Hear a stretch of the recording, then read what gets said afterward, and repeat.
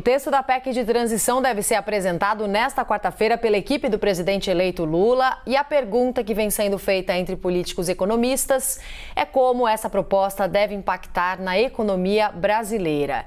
Esse é o tema do debate que começa agora na CNN e para isso convidamos o deputado federal Paulo Pimenta, do PT do Rio Grande do Sul, e o deputado Alexis Fontaine, do Novo de São Paulo. Antes de mais nada, bem-vindos, boa tarde aos dois. Temos aqui as nossas regras. Primeiro, claro, o equilíbrio da fala dos nossos convidados é sempre fundamental. Vocês têm 2 minutos para cada resposta. Para que eu não precise ser indelicada, ficar interrompendo aqui os dois, a gente tem uma sinalização clara. Quando vocês começam a falar, a minha imagem some da tela. Quando a minha imagem volta aqui para a tela, vocês precisam encerrar imediatamente. Eu peço essa gentileza. Vou começar a primeira rodada de perguntas com o deputado Alexis. Deputado, boa tarde para você. A PEC de transição de Lula é viável para a economia? Boa tarde, Roberta Russo. Boa tarde aos ouvintes aqui da CNN. A PEC da transição é mais uma irresponsabilidade fiscal que vai ser mandada à conta para a sociedade brasileira. Eu já venho dizendo isso há muito tempo. Quando você endivida o Brasil para poder viabilizar esse tipo de política insustentável e emitindo títulos e dando direito ao governo fazer esse endividamento, essa conta vai ser mandada para as próximas gerações.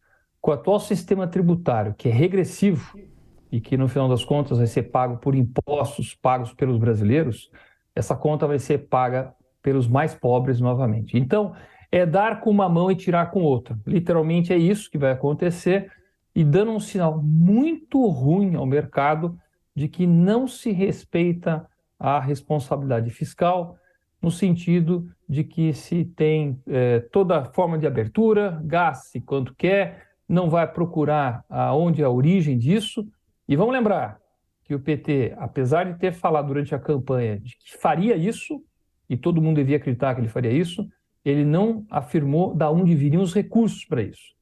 Nós, o Partido Novo, entendemos que se vai fazer alguma coisa nesse sentido, tem que cortar custos para abrir espaço no orçamento e não simplesmente aumentar a arrecadação e endividar as próximas gerações, mandando a conta para aqueles que têm menos, que é aqui pagam mais impostos no Brasil. Faço, então, a mesma pergunta ao deputado Paulo Pimenta. A PEC de transição de Lula é viável para a economia? Bem-vindo, boa tarde. Boa tarde. Não só é viável, como ela é necessária. O orçamento previsto para o ano que vem, o orçamento que o Bolsonaro encaminhou ao Congresso, tem 1,6 bilhões a menos para a farmácia popular. Tem 7 bilhões e meio a menos para hospitais de saúde básica. Não tem dinheiro para a saúde indígena. Não tem dinheiro para o Plano Nacional de Vacinações obrigatórias, vacinas obrigatórias. Tem 3,5 bilhões a menos para as universidades. Não tem dinheiro para merenda escolar. Não tem dinheiro para transporte escolar. Não tem nenhum centavo para habitação. Qual desses itens pode ficar fora do orçamento?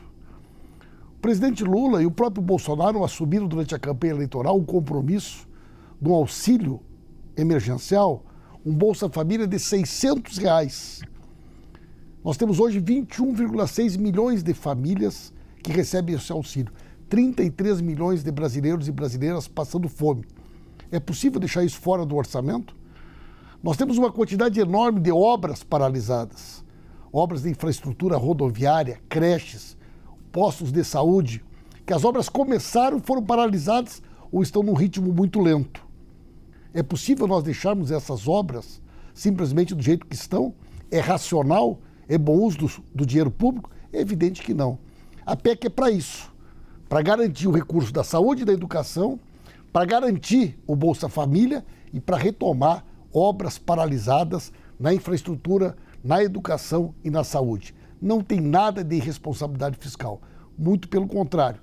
Transparência é uma proposta que não é um cheque em branco. Nós estamos dizendo exatamente aonde vamos gastar o dinheiro e sabemos que são questões fundamentais que precisam ser respondidas. Segunda rodada de perguntas, começando agora pelo deputado Paulo Pimenta. Na sua avaliação, quais os motivos fazem com que o governo Lula tenha como objetivo a manutenção do valor de R$ 600 para quem recebe o benefício e o aumento do salário mínimo? Lembrando que o presidente Bolsonaro fez as mesmas promessas na corrida eleitoral. Perfeitamente. Tanto é verdade que, como o Lula e o Bolsonaro fizeram essas propostas, o mercado já está preparado para elas. Já absorveu essas propostas. E você pergunta por que um auxílio emergencial de R$ 600 e mais R$ 150 para cada criança até 6 anos? Porque qualquer país do mundo deve ter como prioridade o combate à fome e à miséria, a garantia da qualidade de vida mínima de sobrevivência do seu povo, especialmente daqueles que mais precisam. Nós temos 330 bilhões de reais 330 bilhões de reais hoje, que são benefícios fiscais para grandes empresas que não pagam os impostos que elas deveriam pagar. Se elas pagassem o imposto que elas deveriam pagar, não precisaria ser nada disso necessário, né? Então, é uma questão de prioridade. Nós temos que olhar, em primeiro lugar, para aqueles que mais precisam. E, nesse momento, qualquer economista em qualquer lugar do mundo sabe que política de transferência de renda para garantir o combate da fome e da miséria, não só é uma medida necessária, como irriga a microeconomia. Esse dinheiro circula, as pessoas compram nos seus estabelecimentos da cidade, no mercado, na mercearia. Esse é um dinheiro que não vai ficar parado. Boa parte desse dinheiro, inclusive, retorna na forma de impostos. Por isso, nós defendemos essas medidas e também a valorização acima da inflação do salário mínimo e do salário dos aposentados e das aposentadas. Nós já fizemos isso. Foi um momento importante da nossa economia. E nós sabemos que é possível, sim, enfrentar a crise colocando dinheiro na mão do trabalhador, da trabalhadora, botando dinheiro na mão do povo. Esta é uma forma de fazer a gestão da coisa pública. Deputado Alexis, na sua avaliação, quais motivos que fazem com que o governo Lula tenha como objetivo manutenção do valor de R$ 600 para quem recebe o benefício do Auxílio Brasil, Bolsa Família, e aumento do salário mínimo? Lembrando que o presidente Bolsonaro fez as mesmas promessas na corrida eleitoral. O governo Bolsonaro, o presidente Bolsonaro fez as promessas e, inclusive, a PEC Kamikaze, nós somos o único partido que votou contra, porque, inclusive, o próprio PT, apesar de ter feito críticas, votou a favor. Agora, o que nós defendemos são políticas que atacam a causa dos problemas. Esse tipo de política de assistencialismo, isso aí é enxugar gelo. Isso não resolve absolutamente nada e mantém essas pessoas exatamente na mesma condição. Quando o deputado Paulo Pimenta fala em 330 bi de subsídios tributários, ele esquece que dentro disso está a Bolsa, o subsídio sobre a cesta básica. E também está, aí sim nós podemos concordar, a Zona Franca de Manaus, que nós temos que desmontar essa estrutura, que é uma verdadeira ração tributária, mas que muitas vezes a própria bancada do PT, do Amazonas, não quer mexer nesse assunto. Ou estamos falando do Simples Nacional, que é a subsistência das micro e pequenas empresas, porque o sistema tributário é tão ruim, mas tão ruim, que se não tiver o Simples Nacional, todo mundo quebra. E aí, mesmo que abre todos os subsídios tributários que serão ditos, a gente acredita que nós vamos arrecadar esses 330 bi? Não. Porque nós vamos ter muita empresa quebrando, mais desemprego e um ciclo vicioso na economia.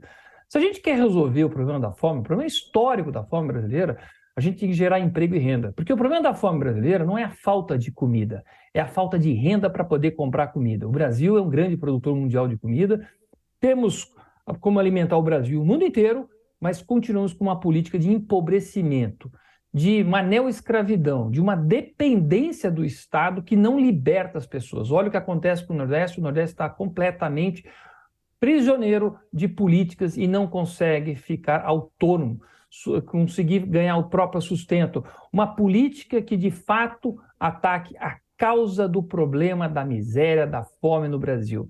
Fome virou palanque eleitoral no Brasil e se perpetua para poder continuar a cada eleição uma forma de proteger. Vamos à terceira rodada, então, começando agora com o deputado Alexis. Quais devem ser as negociações para que o governo Lula consiga o número de votos no Congresso para aprovar a PEC de transição, deputado? Roberta, é isso que mais me preocupa, porque, de novo, vai vir a política brasileira, né, a democracia brasileira do toma lá, dá cá. Deve-se negociar diretorias, deve-se negociar cargos no governo, a multiplicação dos ministérios. E se isso tudo não for suficiente, daqui a pouco vamos ter um mensalão, um petrolão, porque a democracia perpetuada e vamos dizer, tocada pela esquerda é a base disso. Não é do convencimento, é da distribuição de cargos. E aí me preocupa muito, porque a própria oposição, que supostamente foi eleita no primeiro turno, já se mostra dissolvida, já se mostra cooptada. A União já diz que não vai fazer oposição, o PL já está mostrando fraqueza, e aí nós vamos ter um governo ser uma oposição clara de direita, uma oposição democrática liberal, que falta tanto nesse país. Infelizmente, isso me põe muito medo, porque pode passar absolutamente projetos irresponsáveis que vão empobrecer o Brasil, e o Brasil vai andar anos para trás, fazendo com que o Brasil novamente perca uma oportunidade. Eu tenho muito temor de como vão ser feitas essas negociações, mas é uma prática muito profissional do PT e já tem histórico, já tem precedente disso no passado. Vamos aguardar para ver. Nós, da Bancada Novo, claramente vamos votar contra essa PEC e vamos fazer um trabalho grande, um esforço grande para que ela não avance. Deputado Paulo Pimenta, quais devem ser as negociações para que o governo Lula consiga o número de votos no Congresso para aprovar a PEC da transição? Não há nenhuma negociação e não haverá nenhuma negociação que trate de cargos, espaços ou coisa dessa natureza. Isso é uma inverdade, né? Nós temos a certeza de que nós temos condições de fazer um debate na sociedade e temos o apoio da sociedade para a necessidade de fazermos uma PEC da transição. Nós ganhamos a eleição. É natural que o governo que ganhe procure adequar o orçamento às propostas que foram vencedoras na eleição junto com o presidente. Portanto, nós vamos fazer um debate transparente, um diálogo na sociedade para aprovar a PEC, porque nós sabemos que ela é boa e ela é importante para o Brasil.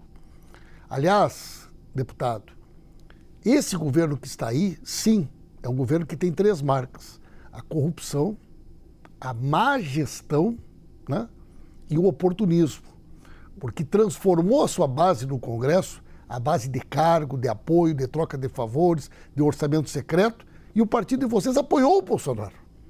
Vocês tinham 10 deputados, elegeram 3. O partido de vocês quase desapareceu, porque a população percebeu a contradição de um discurso novo com uma roupagem velha, com uma prática velha. Por pouco o partido de vocês não sumiu. De 10 deputados, elegeram 3. Então, essa resposta da sociedade é mais do que suficiente para que a gente aprenda aquilo que a urna diz. Nós ganhamos a eleição porque o povo acredita que é possível voltar a ser feliz, viver com dignidade, repartir a riqueza desse país. E essa representação é o presidente Lula que tem. Vamos aprovar a PEC, vamos fazer a transição, vamos retomar obras paralisadas, vamos gerar emprego, trazer desenvolvimento e permitir ao povo o direito de ser feliz novamente. Deputado Alexis, o senhor tem 2 minutos para as considerações finais. Bom, novamente, obrigado pela participação. Muito bem dito, acho que pelo deputado Paulo Pimenta, vamos repartir as riquezas e não gerar riquezas. A única forma de a gente acabar com a pobreza no Brasil, a miséria, a fome, todas essas mazelas sociais no Brasil, não é repartindo riquezas. É gerando oportunidades, gerando emprego e renda, gerando riqueza, gerando prosperidade, fazendo com que as pessoas possam ganhar o seu próprio recurso, que elas não fiquem dependendo de R$600, nem mais de 150. A gente sabe muito bem que isso acaba deixando as pessoas nessa própria condição, multiplicando a pobreza, que é o que a esquerda faz muito bem, apesar de contas, é o palanque deles. O palanque deles é o discurso da miséria, do vitimismo, o discurso da dependência, o neo-escravidão mesmo. Nós precisamos ter uma política abolicionista do século XXI, cada um ganhando o seu, e essa é a nossa preocupação. De novo, essa PEC de transição, o PEC kamikaze, nós somos contra, nós temos coerência, nós temos princípios, não defendemos o governo Bolsonaro coisa nenhuma, só aproveitamos e aprovamos aquilo que era necessário para o Brasil, reforma da Previdência, a reforma de vários outros sistemas, como o novo marco de saneamento, ter água, ter esgoto, as pessoas terem saúde, atacando o problema da causa da saúde e não só ficando nessa distribuição de assistencialismo. Tudo que nós queremos é um Brasil maduro, crescido e que multiplique a riqueza, que tire as pessoas da pobreza, porque o discurso de repartição de riquezas é um discurso pequeno e que tem mostrado claramente os países que deram muito sucesso, onde o socialismo tem sido um grande sucesso, como Venezuela, Cuba, Coreia do Norte, a gente percebe que uma pequena parcela, os líderes da revolução ficaram muito ricos e o resto da população muito pobre. Deputado Paulo Pimenta, considerações finais, por favor. É fácil, né? Para quem nasceu numa família que tenha dinheiro, que tem casa própria, que sempre estudou em escola particular, que tem plano de saúde bom, que não anda de ônibus, que nunca precisou de uma creche pública, dizer que essas coisas são mimimi, são bobagem, é discurso da pobreza. É fácil, mas infelizmente a grande maioria da população não teve essa facilidade de já nascer rico, às vezes, com a herança da família, de nunca precisar de um serviço público para poder trabalhar. É por isso que nós temos um olhar especial para aqueles que mais precisam, porque a grande maioria da população brasileira não teve oportunidade, não teve chance, muitas vezes, de acessar uma universidade pública, um espaço público, e é isso que nós queremos fazer, transformar esse país num espaço plural, onde as pessoas tenham chance, tenham oportunidade, independente da sua cor, independente da região em que nasceram, independente da sua religião. Precisar interromper o final da sua fala. Desculpe, deputado. Vou precisar te interromper porque o vice-presidente Geraldo Alckmin está falando neste momento e precisamos acompanhar ao vivo.